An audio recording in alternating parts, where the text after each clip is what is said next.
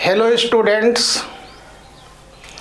Kinetic theory of gas के दो video आप लोगों को मिल चुके हैं।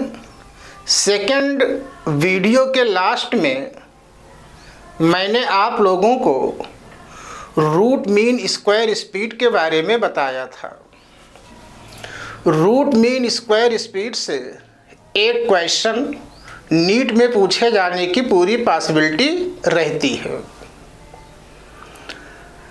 अब आपको तीसरे वीडियो में हम आपको degree of freedom, atomicity of gas, molar specific heat of gas Cp and Cv, adiabatic exponent gamma, internal energy of gas, इसके बारे में बताएंगे। तो अब हम सबसे पहले आपको एटॉमिसिटी ऑफ गैस के बारे में बताते हैं। तो एटॉमिसिटी के बेसिस पर सारी गैसों को तीन कैटेगरी में क्लासिफाइड किया गया है। तो एटॉमिसिटी के बेसिस पर सारी गैसों को हम लोग तीन भागों में डिवाइड करते हैं। पहला है मोनो एटॉमिक गैस, एक परमाणु gas. Second diatomic gas, द्विपरमाणु गैस।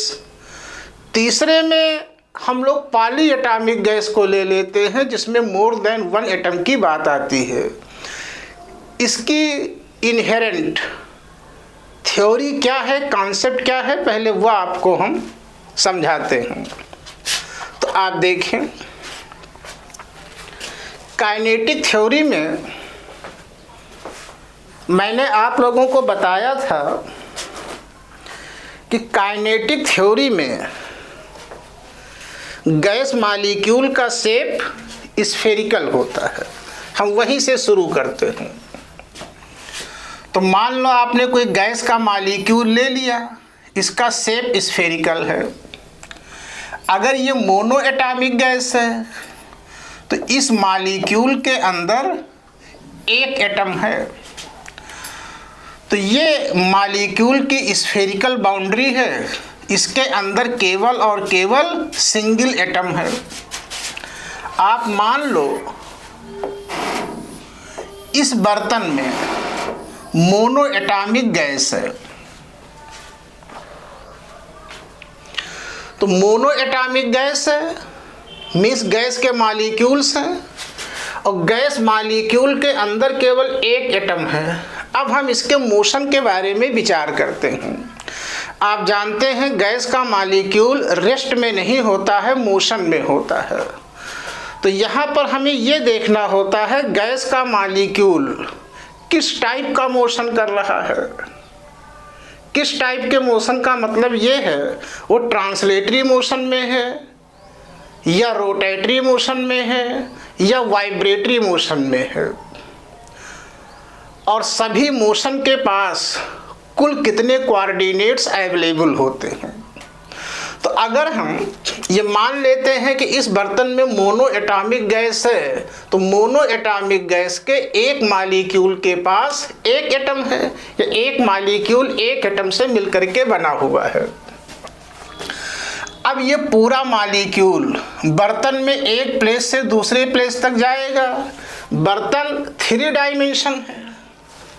बर्तन के पास वॉल्यूम है, वॉल्यूम में 3 डायमेंशन होते हैं। तो गैस मॉलिक्यूल स्पेस में मोशन कर रहा है और स्पेस को हम लोग 3 कोऑर्डिनेट का कॉम्बिनेशन मानते हैं। तो हम ये कहेंगे कि ये मॉलिक्यूल एक प्लेस से दूसरे प्लेस तक मोशन करता है और मोशन करने के लिए इसके पास 3 कोऑर्डिनेट्स अवेलेबल हैं, x, y और z। तो इस मॉलिक्यूल के पास मुक्त रूप से फ्रीली मोशन करने के लिए कुल कितने कोऑर्डिनेट्स अवेलेबल हैं, 3। और तीनों के तीनों किस मोशन के लिए हैं, ट्रांसलेटरी मोशन के लिए हैं। इन्हीं नंबर को हम लोग डिग्री ऑफ फ्रीडम कहते हैं। डिग्री ऑफ फ्रीडम को स्मॉल f से डिनोट किया जाता है। डिग्री ऑफ फ्रीडम की डेफिनेशन होती है, आप ध्यान से सुने, इसे हम गैस मॉलिक्यूल के रिस्पेक्ट में आपको बता रहे हैं। तो डिग्री ऑफ फ्रीडम का कॉन्सेप्ट होता है किसी गैस मॉलिक्यूल के पास स्वतंत्र रूप से चलने के लिए कुल जितने कोऑर्डिनेट्स अवेलेबल होते हैं उन्हीं के नंबर को हम लोग डिग्री ऑफ फ्रीडम कहते हैं।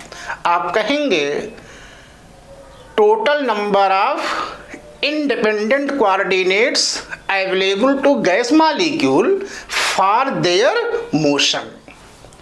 किसी गैस मॉलिक्यूल के पास फ्रीली मूव करने के लिए कुल जितने कोऑर्डिनेट्स अवेलेबल होते हैं उन्हीं की संख्या को, उन्हीं के नंबर को हम लोग डिग्री ऑफ फ्रीडम कहते हैं, एफ से डिनोट करते हैं।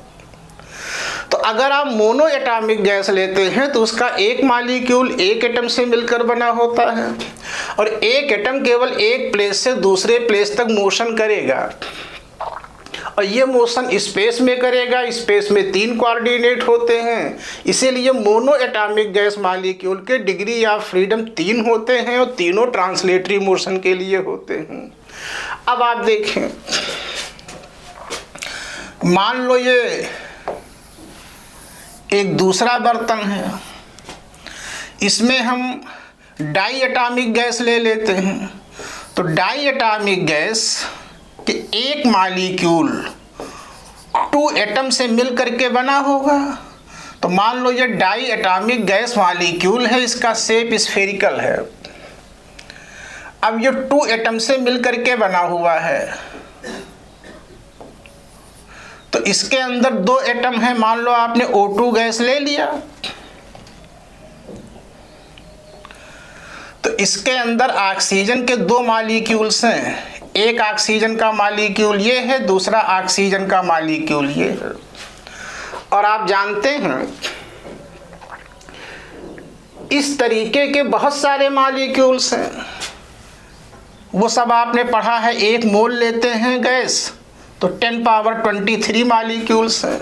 हम एक मॉलिक्यूल से आपको थ्योरी समझा रहे हैं, वही थ्योरी अदर मॉलिक्यूल के लिए भी एप्लीकेबल हो जाएगी। तो इस मॉलिक्यूल की स्फेरिकल बाउंड्री को तोड़ करके इसके अंदर तो कोई दूसरा मॉलिक्यूल आएगा नहीं और ये गैस मॉलिक्यूल रेस्ट में रह नहीं सकता, ये मोशन करेगा। तो ये मॉलिक्यूल भी बर्तन के अंदर एक प्लेस से दूसरे प्लेस तक मोशन करेगा, स्पेस में मोशन करेगा।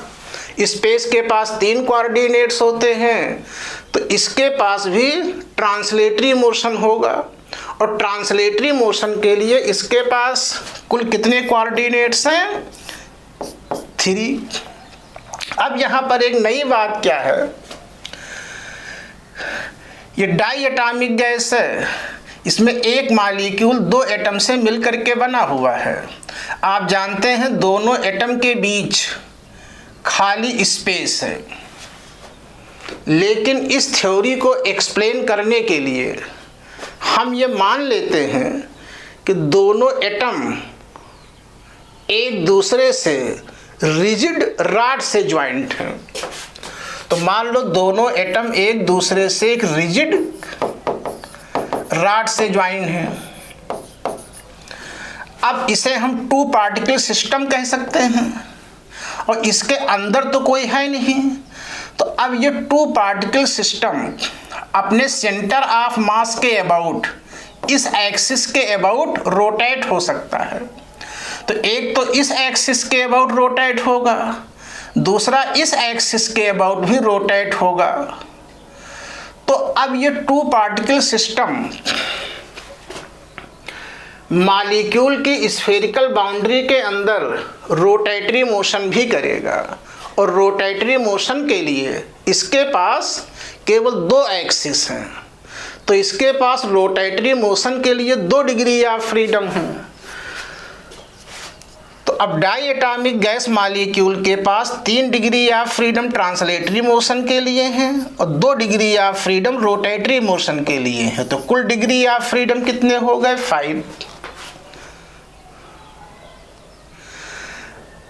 अब एक कॉन्सेप्ट और आता है, यहाँ पर हमने ये माना है कि ऑक्सीजन के दोनों एटम एक दूसरे से रिजिड रॉड से ज्वाइंट हैं, मीन्स इनके बीच कोई वाइब्रेशन नहीं है, कोई कंपन नहीं है। अगर हम कार्बन मोनोऑक्साइड गैस ले लें तो ये भी डाई एटॉमिक है, इसमें भी एक मॉलिक्यूल 1 मॉलिक्यूल 2 एटम से मिलकर बना हुआ है, एक कार्बन है दूसरा ऑक्सीजन है, लेकिन यहाँ पर वाइब्रेशन होता है। तो जहाँ पे वाइब्रेशन होता है वहाँ पर हम ये मानते हैं कि दोनों एटम के बीच कोई स्प्रिंग ज्वाइंट है। वो आप भी जानते हैं कि इन दोनों एटम के बीच एंगस्ट्रॉम के बराबर स्पेस है, यहाँ स्प्रिंग कहाँ से आ जाएगी ये सबको पता है। केवल डिग्री ऑफ फ्रीडम को एक्सप्लेन करने के लिए ऐसा मान लेते हैं, क्योंकि जब टेम्परेचर ज़्यादा होता है तो इनमें वाइब्रेशन होता है, और वाइब्रेशन को अच्छी तरीके से एक्सप्लेन करने के लिए हम लोग स्प्रिंग का एग्जाम्पल लेते रहते हैं। तो अब ये माना जाता है कि दोनों के बीच स्प्रिंग ज्वाइंट है, यहाँ वाइब्रेशन है, तो 1 डिग्री ऑफ फ्रीडम वाइब्रेशन के लिए हो गया, मतलब वाइब्रेशन का एक मॉड हुआ, और वाइब्रेशन के एक मॉड के पास 2 डिग्री ऑफ फ्रीडम होते हैं। अब आप कहेंगे वाइब्रेशन के 1 मॉड के पास 2 डिग्री ऑफ फ्रीडम क्यों कैसे हो गए? इतना इनहेरेंट नीट और जेई में जाने की आवश्यकता नहीं होती है, या आप याद रखिएगा। बस आपको इतना याद रखना है, इसके डिग्री ऑफ फ्रीडम में 3 ट्रांसलेटरी मोशन के हैं, रोटेटरी के तो 2 हैं ही। मान लो किसी बर्तन में है तो पूरा मॉलिक्यूल एक प्लेस से दूसरे प्लेस तक जाएगा, ट्रांसलेटरी मोशन होगा जिसके डिग्री ऑफ फ्रीडम 3 है। और मॉलिक्यूल की स्फेरिकल बाउंड्री के अंदर ये रोटेटरी मोशन तो करेगा ही करेगा। तो इस एक्सिस के अबाउट और इस एक्सिस के अबाउट रोटेटरी मोशन करेगा, तो 2 डिग्री ऑफ फ्रीडम रोटेटरी के लिए है और 2 डिग्री ऑफ फ्रीडम वाइब्रेशन के लिए है। जैसे कुल डिग्री ऑफ फ्रीडम 7 हो गए। अब आपको हम बताते हैं कि आपसे पूछा क्या जाता है। आपके लिए इतना याद रहना सफिशिएंट है कि मोनो एटॉमिक गैस के डिग्री ऑफ फ्रीडम 3 होते हैं, तीनों ट्रांसलेटरी मोशन के हैं। डाई एटॉमिक गैस मॉलिक्यूल के डिग्री ऑफ फ्रीडम 5 है, 5 में 3 for translatory and 2 for rotatory है। यहाँ पर वाइब्रेशनल मॉड को इग्नोर किया गया है। अगर वाइब्रेशनल मॉड को कंसीडर किया जाता है तो डाई एटॉमिक गैस के डिग्री ऑफ फ्रीडम 7 हो जाते हैं। इससे ज़्यादा की आवश्यकता नीट और जेई के एग्जाम में नहीं पड़ती है। एग्जाम्पल भी आप देख लें, जितनी भी इनर्ट गैसें हैं उनको मोनो एटॉमिक माना जाता है। डाई एटॉमिक के एग्जाम्पल आप लोग पहले से जानते, O2 है, H2 है, जिसमें एक मॉलिक्यूल के पास 2 एटम हों, और जहाँ 2 से ज़्यादा एटम होते हैं उसी को हम लोग पॉली एटॉमिक गैस कह देते हैं। तो ये हमने आपको एक्सप्लेन कर दिया है। अब थ्योरेटिकल नोट्स हम स्क्रीन पर लाते हैं, उसको आप नोट करेंगे।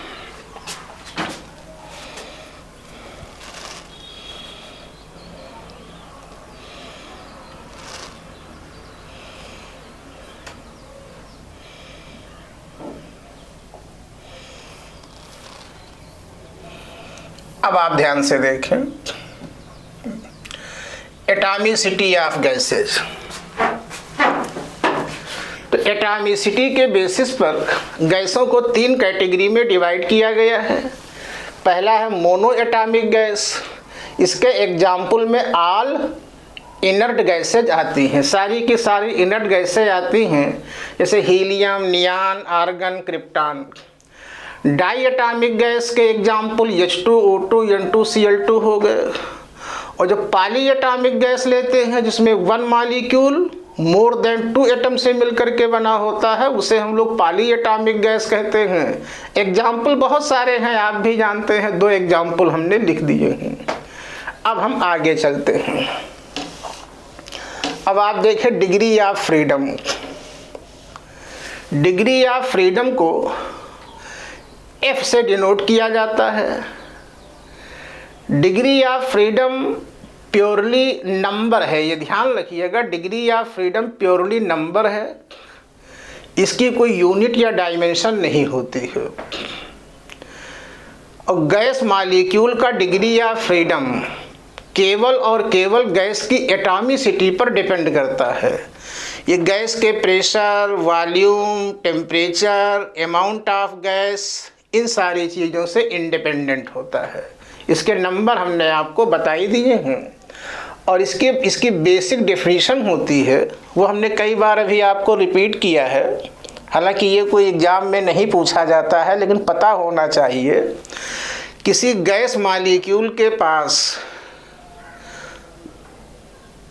मोशन करने के लिए कुल जितने कोऑर्डिनेट्स अवेलेबल होते हैं, उन्हीं के नंबर को हम लोग डिग्री ऑफ फ्रीडम कहते हैं। स्टेटमेंट होगा number of independent coordinates available to gas molecule for their motion is called degrees of freedom.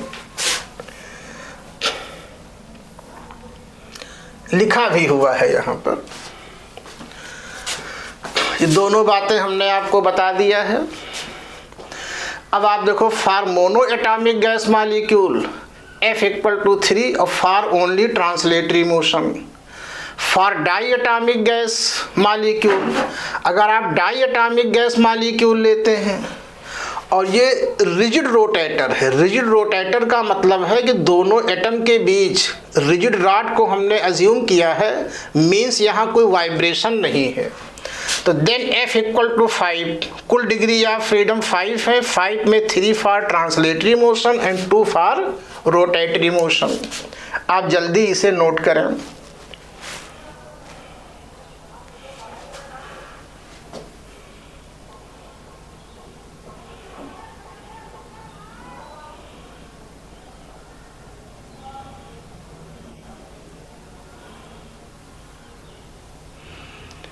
अब आप देखें, for diatomic gas molecule, जहाँ पर वाइब्रेशनल मॉड इज कंसीडर्ड, अगर आप वाइब्रेशनल मॉड को कंसीडर करते हैं तो इसका एक ही एग्जाम्पल आपके सिलेबस में आता है, वो है कार्बन मोनोऑक्साइड गैस। हम इसका डायग्राम यहाँ पर बना देते हैं। ये गैस का 1 मॉलिक्यूल है जिसकी बाउंड्री स्फेरिकल है। इसके अंदर एक कार्बन का एटम है, दूसरा ऑक्सीजन का एटम है। और वाइब्रेशनल मॉड को एक्सप्लेन करने के लिए हम मान लेते हैं कि दोनों एटम स्प्रिंग से ज्वाइंट हैं। इसके टोटल डिग्री ऑफ फ्रीडम 7 होंगे। तो F = 7, 7 में 3 for translatory, 2 for rotatory and 2 for vibrational. और मैंने यहाँ लिख भी दिया है, एट NTP नॉर्मल टेम्परेचर और प्रेशर पर O2 आपका रिजिड रोटेटर होता है। O2 में कोई वाइब्रेशनल मॉड नहीं है, लेकिन कार्बन मोनोऑक्साइड में वाइब्रेशंस होते हैं। आप नोट करें, फिर आपको हम आगे बताते हैं।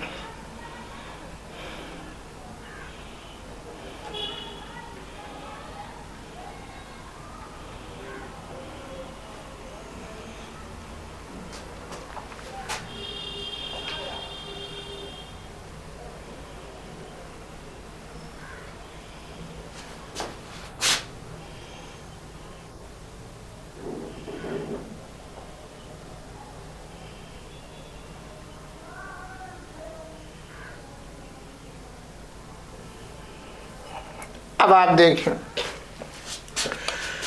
फॉर पॉली एटॉमिक गैस, अगर आप पॉली एटॉमिक गैस मॉलिक्यूल लेते हैं, बहुपरमाणु गैस लेते हैं, इसमें एक गैस का एक मॉलिक्यूल 2 से ज़्यादा एटम से मिलकर के बना होता है। इसके डिग्री ऑफ फ्रीडम इस तरीके से फाइनलाइज किए जाते हैं। F = होगा 3 फॉर ट्रांसलेटरी और 3 फॉर रोटेटरी होता है। और N वाइब्रेशनल मॉड हैं। यहाँ पर वाइब्रेशनल मॉड के नंबर आपको दिए होंगे। अगर वाइब्रेशन का 1 मॉड है तो डिग्री ऑफ फ्रीडम 2 हो जाएंगे। मान लो वाइब्रेशन का 1 मॉड है तो 3 + 3 + 2 8 हो जाएंगे। वाइब्रेशन के 2 मॉड हैं तो यहाँ 4 हो जाएंगे, क्योंकि वाइब्रेशन के एक मॉड के पास 2 डिग्री ऑफ फ्रीडम होते हैं, वो हम लिखे देते हैं।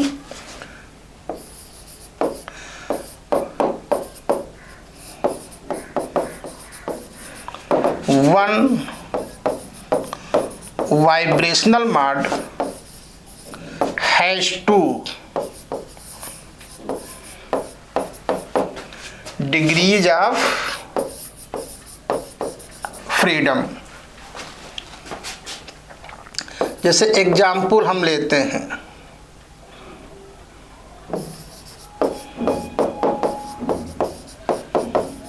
मान लो पॉली एटॉमिक गैस में वाइब्रेशनल मॉड 1 है, 1 वाइब्रेशनल मॉड है, तो डिग्री ऑफ फ्रीडम होंगे 3 ट्रांसलेटरी और 3 रोटेटरी, और वाइब्रेशन का मॉड 1 है लेकिन डिग्री ऑफ फ्रीडम 2 हो जाएंगे 8।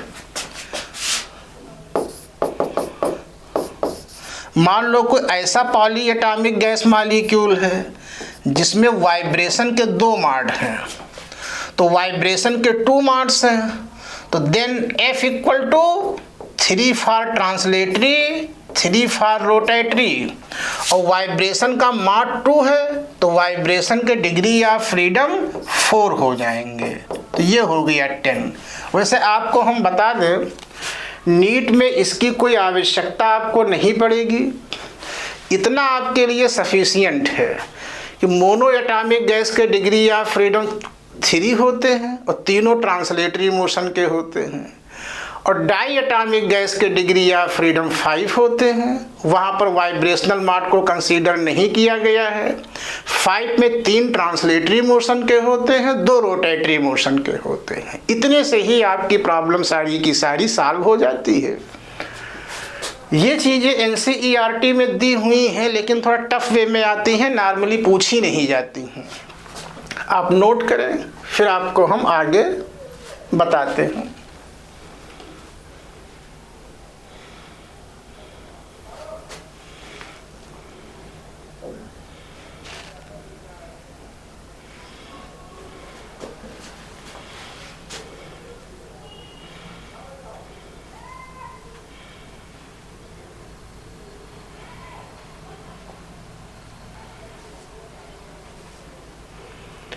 अब आप देखें,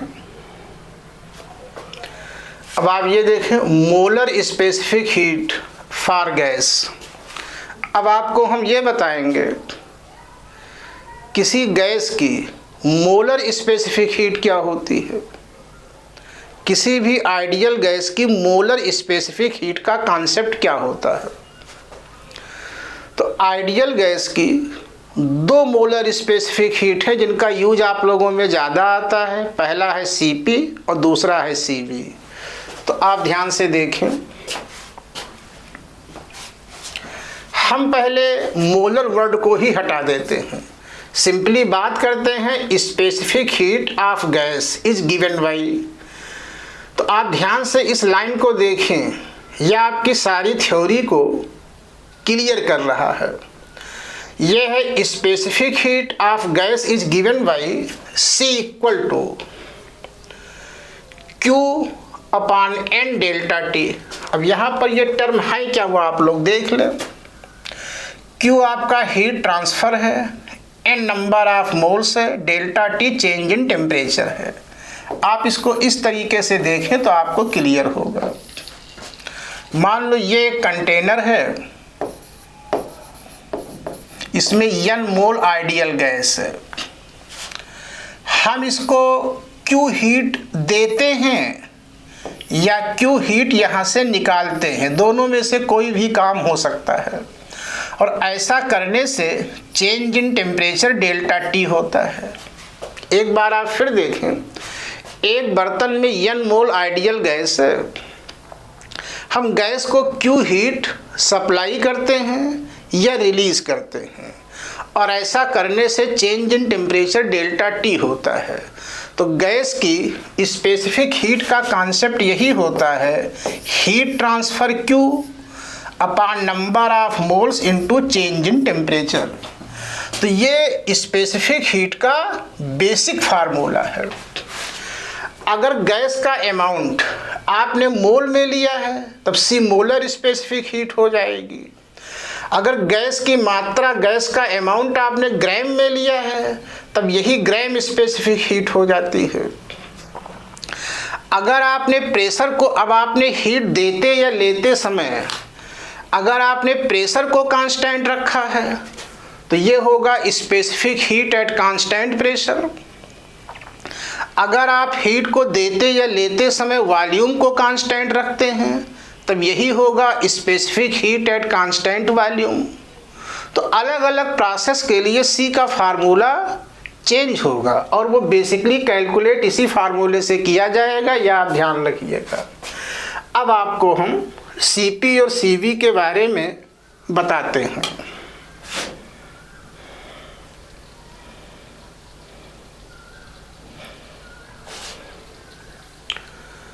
तो अब आप देखें molar specific heat at constant pressure, इसको हम सीपी से डिनोट करते हैं। अब आप ये मान लो कि एक कंटेनर में 1 मोल आइडियल गैस है और गैस का प्रेशर कांस्टेंट है। तो एक बर्तन में 1 मोल आइडियल गैस है और गैस का प्रेशर हमने कांस्टेंट रखा है, और कांस्टेंट प्रेशर पर गैस को सप्लाई की गई हीट क्यूपी है। तो कॉन्सेप्ट ये होता है, आप ध्यान से सुने, कि कांस्टेंट प्रेशर पर 1 मोल गैस को, मतलब किसी गैस, आप इसको इस तरीके से समझें कि 1 मोल गैस के प्रेशर को कांस्टेंट रखते हुए उसका टेम्परेचर 1 डिग्री सेल्सियस चेंज करने के लिए जो हीट आपको देनी पड़ती है उसी को हम molar specific heat at constant pressure कहते हैं। तो वही डेफिनेशन लिखी भी हुई है कि amount of heat energy needed to increase temperature of 1 mole gas through 1 degree Celsius at constant pressure is called molar specific heat at constant pressure। बिल्कुल सीधी सी बात है कि 1 मोल गैस का टेम्परेचर प्रेशर को कांस्टेंट रखते हुए 1 डिग्री इंक्रीज करने के लिए जितने हीट की रिक्वायरमेंट होती है उसी को हम मोलर स्पेसिफिक हीट कहते हैं। और सेम डेफिनेशन सीवी की होती है, बस आपको करना यह है जहाँ प्रेशर कांस्टेंट था वहाँ पर वॉल्यूम को कांस्टेंट कर दीजिए। तो आप कहेंगे, जैसे यहाँ प्रेशर कांस्टेंट है तो जहाँ प्रेशर है वहाँ वॉल्यूम लिख दीजिए। तो आप कहेंगे amount of heat energy needed to increase temperature of 1 mole gas through 1 degree Celsius at constant volume is called molar specific heat at constant pressure. यहाँ पर एक ध्यान रखिएगा, जैसे delta T equal to 1 degree Celsius लिखा है, अगर हम केल्विन में पूछें तो बहुत बच्चे इसको 274 केल्विन लिख देंगे। और मान लो 2 ऑप्शन हैं, delta T equal to 1 degree Celsius equal to 274 Kelvin equal to 1 Kelvin, तो आप दोनों में से किसको ट्रू मानेंगे? तो मोस्ट ऑफ द स्टूडेंट्स इसको ट्रू मानते हैं, गलत हो जाता है। ये कॉन्सेप्ट हमने कई बार आप लोगों को क्लास में बताया है। जब आप सेल्सियस को केल्विन में चेंज करते हैं तब 273 ऐड किया जाएगा, लेकिन अगर बात चेंज इन टेम्परेचर की है तो चेंज इन केल्विन और चेंज इन सेल्सियस इक्वल होते हैं, यह आप हमेशा ध्यान रखिएगा। हम आज आपको दोबारा इसे बताए देते हैं, ये ब्लॉक में आप लोग नोट कर लीजिए क्योंकि हीट में इसका यूज आता है। आप जानते हैं Kelvin equal to Celsius plus 273। अब आप दोनों साइड को सी के रेस्पेक्ट में डिफरेंशिएट करें तो dk upon dc equal to c का डिफरेंशिएशन c के रेस्पेक्ट में 1, 273 कांस्टेंट है, इसका डिफरेंशिएशन 0। तो अब आपने देखा dk इक्वल टू dc, और जहाँ d है वहाँ आप डेल्टा लिख सकते हैं। तो आपने देखा डेल्टा के इक्वल टू डेल्टा से जब केल्विन को सेल्सियस में चेंज करेंगे तब आप 273 ऐड करेंगे, लेकिन अगर चेंज इन सेल्सियस है तो वो सीधे सीधे चेंज इन केल्विन के इक्वल हो जाता है। मान लो एक गैस का टेम्परेचर 10 डिग्री सेल्सियस इंक्रीज किया गया है तो केल्विन में इंक्रीमेंट 10 केल्विन ही होगा। आप नोट करें, फिर आपको हम आगे बताते हैं।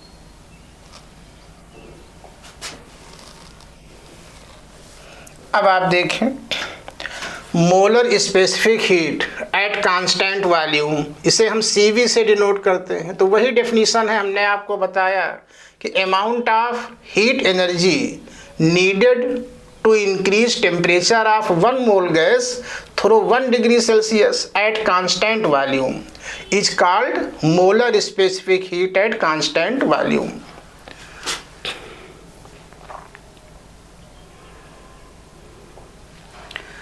अब आपको हम एडियाबेटिक एक्सपोनेंट के बारे में बताएंगे। तो एडियाबेटिक एक्सपोनेंट, इसको हिंदी में रुद्धोष्म घातांक कहते हैं। ये एडियाबेटिक प्रोसेस की पावर में आता है, इसीलिए इसको एडियाबेटिक एक्सपोनेंट कहते हैं। गामा से डिनोट किया जाता है और हीट के क्वेश्चंस में इसका बहुत यूज आता है। तो पहली बात तो ये है कि ये एडियाबेटिक एक्सपोनेंट केवल गैस की प्रॉपर्टी है। आप देखें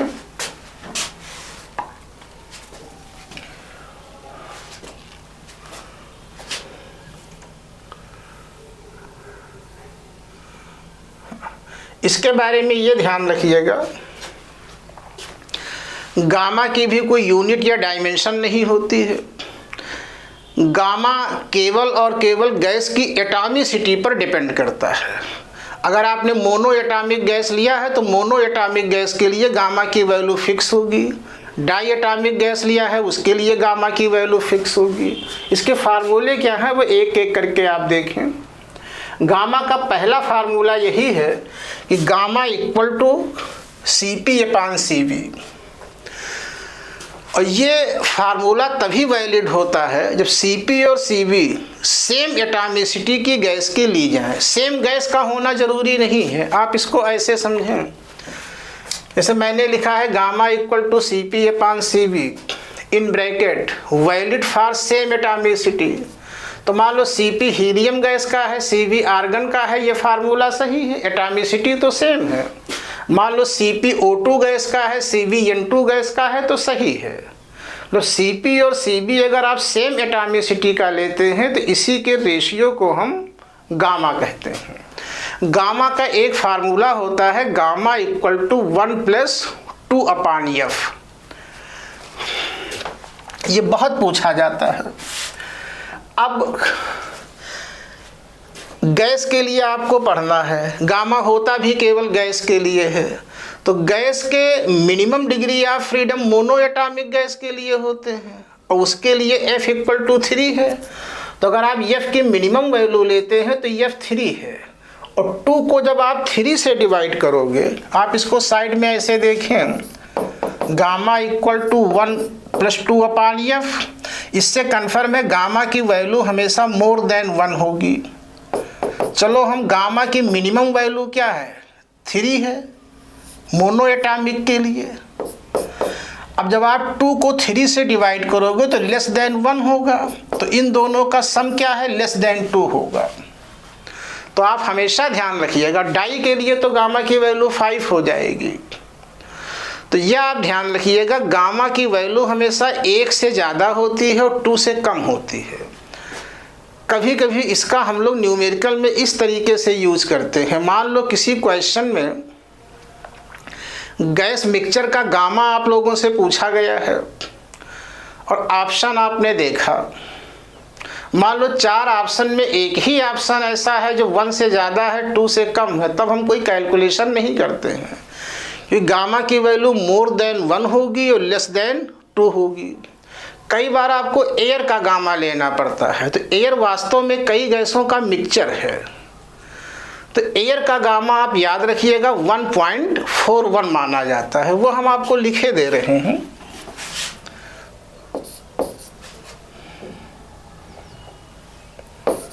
तो gamma less than 2 and greater than 1 है। गामा इक्वल टू 1.41 होता है फॉर एयर, जो कि कई गैसों का मिक्सचर है। और आप याद रखिएगा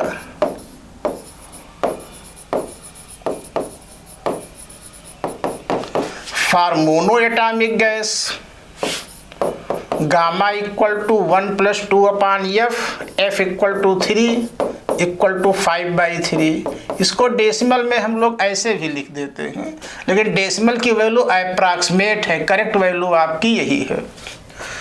तो अब मान लो क्वेश्चन में हीलियम गैस है, नियान है, आर्गन है, कोई भी इनर्ट गैस है, वो मोनो एटॉमिक है, मोनो है तो उसका गामा क्या है 5/3 हो जाएगा।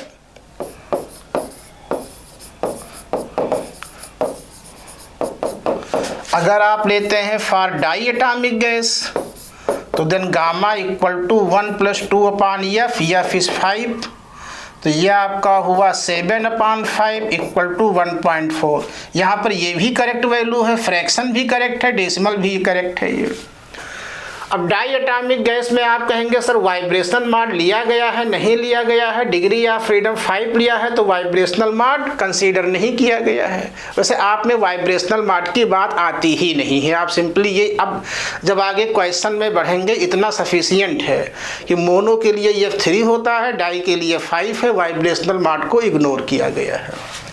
अब मान लो क्वेश्चन में O2 गैस आवे, N2 आवे, Cl2 आवे, कोई भी डाई एटॉमिक हो, सभी का गामा 7/5 हो जाएगा। आप नोट करें, फिर आपको हम आगे बताते हैं।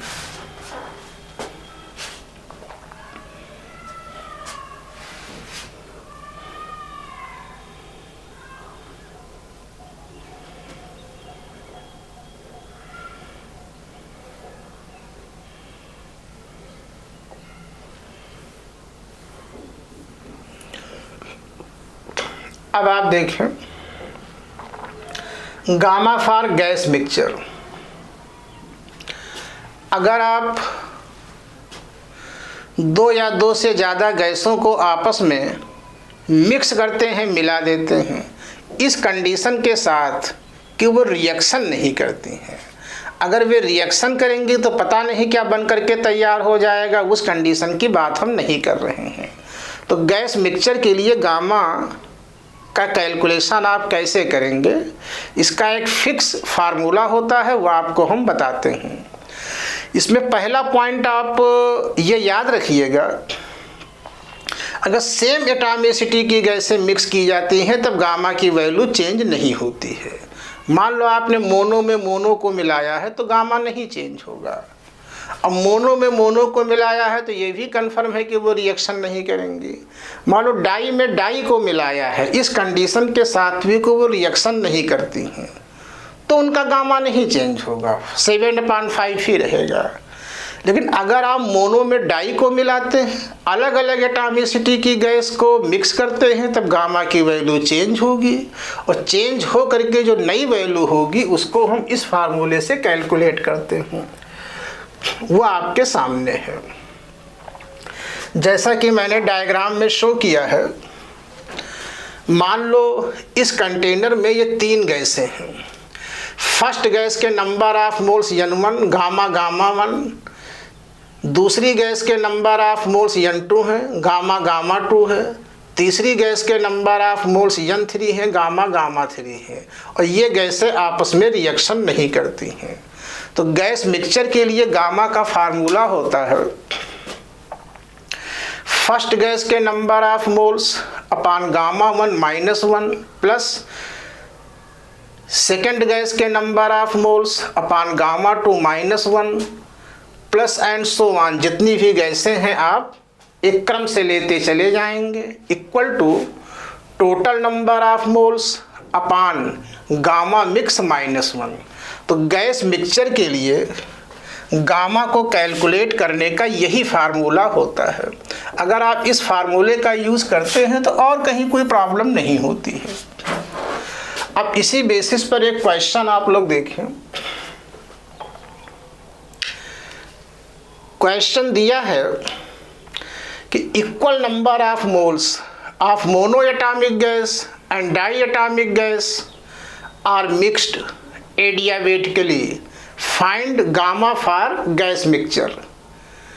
क्वेश्चन की मीनिंग है कि मोनो एटॉमिक गैस और डाई एटॉमिक गैस के इक्वल मोल को एडियाबेटिकली मिक्स किया गया है। एडियाबेटिकली मिक्सिंग करने का मतलब होता है एनर्जी का कोई लॉस नहीं हुआ है।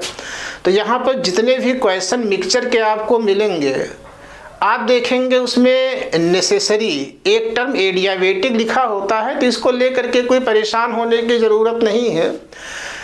इस टाइप की ज़्यादातर मिक्सिंग एडियाबेटिकली इसलिए होती है जिससे उनकी एनर्जी का लॉस ना हो। आगे जब एडियाबेटिक प्रोसेस आपको हम पढ़ाएंगे तो ये आपको और क्लियर हो जाएगा। खैर, हमें गामा मिक्स कैलकुलेट करना है। तो मान लो फर्स्ट गैस के नंबर ऑफ मोल्स N1 है, सेकंड के N2 है, दोनों इक्वल हैं, मान लो N है। अब आप सीधे फार्मूला अप्लाई करें तो N1N, फर्स्ट गैस मोनो है तो गामा 5/3 -1, सेकंड गैस का number of moles N2N, gamma 2 7/5 -1, दूसरी गैस डाई एटॉमिक है, equal to total moles n + n upon gamma mix -1। तो ये आपका हो जाएगा 3n/2, 5 ऊपर जाएगा तो 5n/2, ये आपका हुआ 2n अपान गामा मिक्स -1, तो यह आपका हो गया 4n।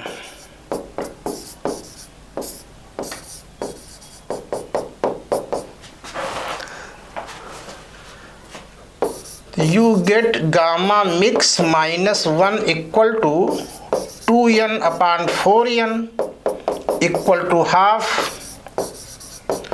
then gamma mix equal to 1 + half equal to 1.5। आप नोट करें, फिर आपको हम बता रहे हैं।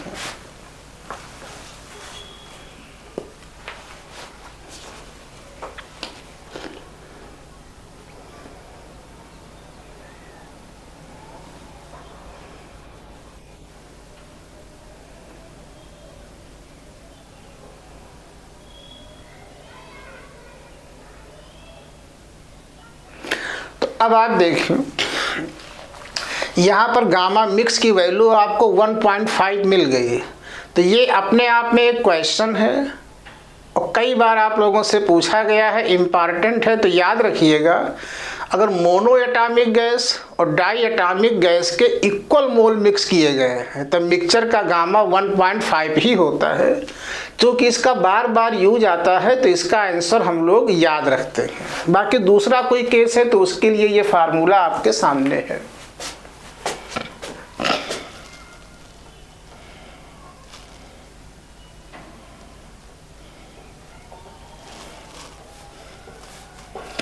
अब आप देखो मेयर्स फार्मूला।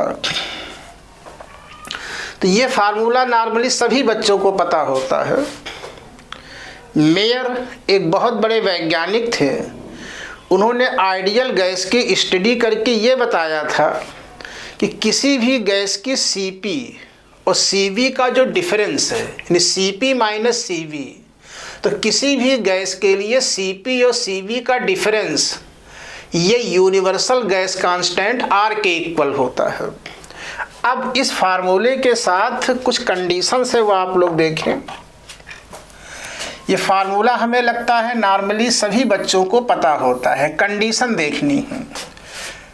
पहली कंडीशन तो ये है कि applicable if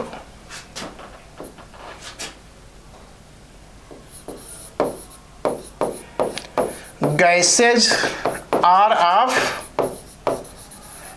same atomicity। ये फार्मूला अप्लाई करते समय आपको ये चेक कर लेना चाहिए कि गैस सेम एटॉमिसिटी की हो। कैसे? मान लो आपने Cp लिया है हीलियम गैस का और Cv आप ले लो H2 गैस का और फिर कहो दोनों का डिफरेंस R होगा, तो गलत हो जाएगा। ये तभी एप्लीकेबल होता है जब Cp और Cv दोनों सेम एटॉमिसिटी की हो। सेम गैस का होना जरूरी नहीं है। मान लो Cp हीलियम का है, Cv नियान का है, तो सही होगा। मतलब Cp और Cv सेम एटॉमिसिटी की गैस की हो। दूसरी कंडीशन है कि Cp और Cv मोलर स्पेसिफिक हीट हो। अगर Cp और Cv ग्राम स्पेसिफिक हीट है तब ये फार्मूला एप्लीकेबल नहीं होता है। और तीसरी बात तो लिखने की ज़रूरत नहीं, वो तो आप जानते हैं कि एक फार्मूले में दो सिस्टम की यूनिट ही एप्लीकेबल होती है। तो ये ज़रूरी है कि Cp, Cv और R तीनों की यूनिट सेम होनी चाहिए। तो सेकेंड कंडीशन है Cp and Cv must be molar specific heat. अब थोड़ा आप ये देख लें कि मोलर स्पेसिफिक हीट और ग्राम स्पेसिफिक हीट में डिफरेंस क्या होता है। तो अभी अभी हमने स्पेसिफिक हीट के बारे में आपको बताया।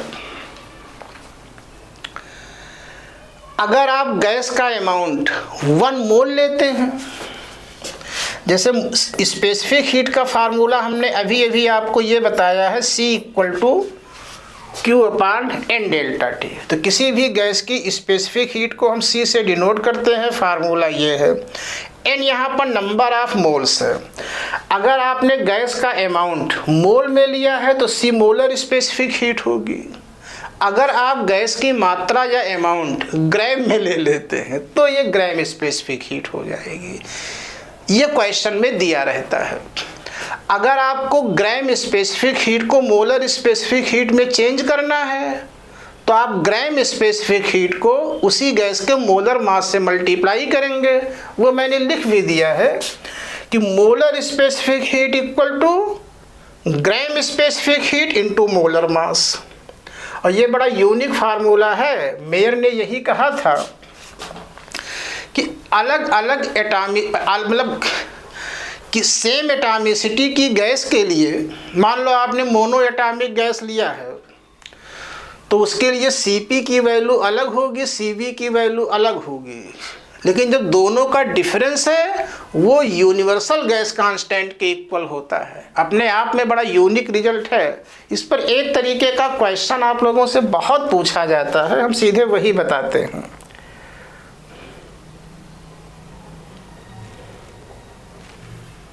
बस ये बहुत इम्पॉर्टेंट क्वेश्चन है, ये आप ध्यान रखिएगा।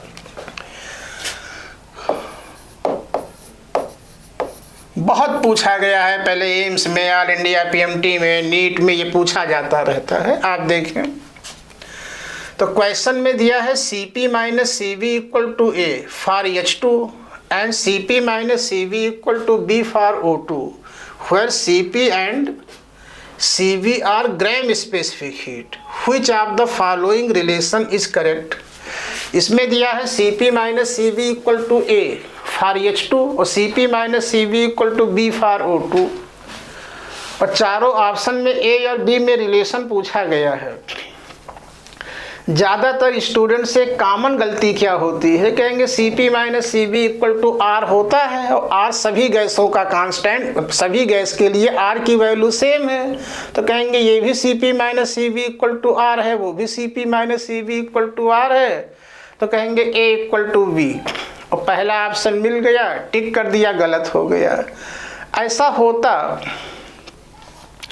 अगर Cp और Cv मोलर स्पेसिफिक हीट होती। इस क्वेश्चन में Cp और Cv ग्राम स्पेसिफिक हीट है, यह आप ध्यान रखिएगा। तो अब हम रिलेशन कैसे पता करेंगे? तो और कोई तरीका नहीं है, आपको इसे मोलर स्पेसिफिक हीट में चेंज करना होगा। आप इसका सॉल्यूशन देखें।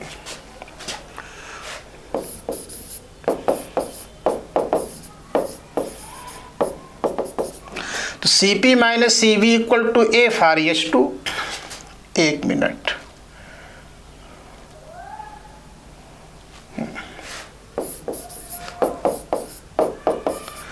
A है फॉर H2 गैस, और ये A इक्वल टू R नहीं होगा क्योंकि Cp और Cv ग्राम स्पेसिफिक हीट है। अब आप इसको मोलर स्पेसिफिक हीट में चेंज करें तो आप जानते हैं कि for H2 molar mass m not equal to 2। तो अब आप पूरे इक्वेशन को 2 से मल्टीप्लाई करें तो ये हुआ 2Cp minus 2Cv equal to 2A। अब Cp ग्राम स्पेसिफिक हीट थी H2 की, मोलर मास से मल्टीप्लाई किया तो ये मोलर स्पेसिफिक हीट हो गई। Cv H2 की ग्राम स्पेसिफिक हीट है, मोलर मास से मल्टीप्लाई किया, ये मोलर स्पेसिफिक हीट हो गई। तो अब ये दोनों मोलर स्पेसिफिक हीट हो गई, और मोलर स्पेसिफिक हीट में इनका डिफरेंस